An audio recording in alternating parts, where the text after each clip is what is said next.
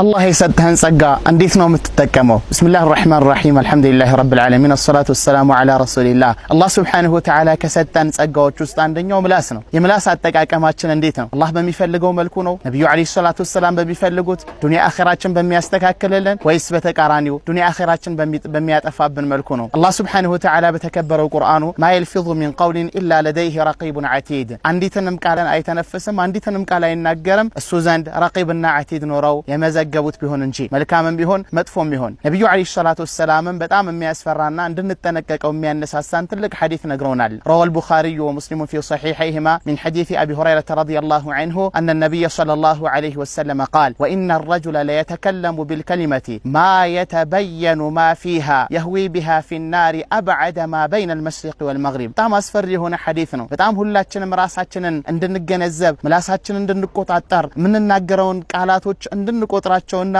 በስርዓት ባግባቡ እንድናገር የሚያደርገን ትልቅ የሆነ ሐዲስ ነው። ወኢነ الرجل አሉ አንድ ግለሰብ አሉ ለየተከለሙ ቢልከሊመቲ አንዲትን ቃል ይናገራል አሉ ነብዩ አለይሂ ሰላቱ ወሰላም። አንድ ጽሁፍ አይደለም ወይም የአንድ ሰዓት ንግግር አይደለም፣ አንዲት ከሊማ አንዲትን ቃል ይናገራል አሉ ነብዩ አለይሂ ሰላቱ ወሰላም። ማ የተበየኑ ማ ፊሃ በውስጡ ያለውን ነገር ይሄ ነገር ወደ አላህ Subhanahu Wa Ta'ala ያቀርበኛል ወይስ ከአላህ ያርቀኛል የሚለውን ለይቶ ምን እንዳለው የንግግሩ ማንነት ይህ ንግግር ወዴት እንደሚወስድ የንግግሩ ውጤት ምን እንደሆነ በምንም አይነት መልኩ ችላ ብሎት ቦታ ሳይሰጠው ያችን ቃል ይናገርና يهوي بها في النار በዛች ንግግር ምክንያት ጀሃነም ውስጥ እንዲወርድ ይደረጋል። أبعد ما بين المشرق والمغرب ከፀሐይ መውጫ እስከ ፀሐይ መግቢያ ድረስ በዛ ልክ ከሚርቅ የሆነ ወደ ጀሃነም እንዲገባ እንዲንከባለል እንዲወርድ ይደረጋል ብለዋል ነብዩ አለይሂ ሰላቱ ወሰላም። ስለዚህ ንግግራችንን ቆጣብ በማድረግ ይኖርብናል። አንዲት ንግግር ዱንያ አኺራችን ልታጠፋብን ትችላለች። አንዲት ንግግር ዱንያ አኺራችን ልታስተካክልልን ጀነት ልንሸምትባት ሲራጥ ልንሻገርባት የቀብር አጫዋቻችን ልትሆነን ትችላለችና ሁላችንም ምላሳችንን ንግግራችንን ቆጠብ አድርገን አላህ የሚወደውን ቃል ብቻ ነብዩ አለይሂ ሰላቱ ወሰላም ባዘዙት መልኩ ሸሪዓ የሚደግፈውን ቃል ብቻ መናገር